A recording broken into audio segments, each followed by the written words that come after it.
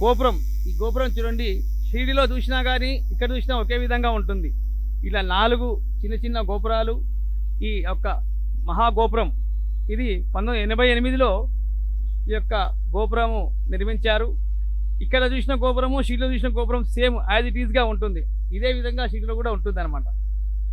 ఈ గోపురం ప్రత్యేకత ఏంటంటే, షిరిడీలో ఉన్నట్టుగా కొంతమంది షిరిడీలో వెళ్తా షిరిడీకి పోకుండా కానీ ఇక్కడ వచ్చి దర్శనం చేసుకున్న చాలా విధంగా కొంతమంది ఉంటారు ఇక్కడ. ఈ గోపురం ప్రత్యేకత చూడండి, ఈ విధంగా 4 చిన్న చిన్న గోపురాలు, ఇక్కడ 2, అక్కడ సైడ్ కూడా 2 ఉన్నవి. ఈ యొక్క రాజగోపురం లాగా మన పైన శిఖరం జెండా ఎప్పటికీ ఆ యొక్క శిఖరం మీద 365 రోజులు ఆ జెండా ఉంటుంది.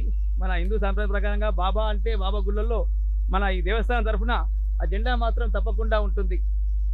ప్రతి ఉత్సవానికి మేము జెండా పెడుతుంటాం అనమాట. అలాగే ఈ 365 రోజులు కూడా ఈ జెండా ఉంటుంది. ఆ లైట్ ఉంది. ఈ వెనుకట ఇక్కడ చుట్టుపక్కల కరెంటు లేకపోతే బాబాకు లైటే ఇక్కడ అందరికీ కూడా కరెంట్ లాగా కనబడేది.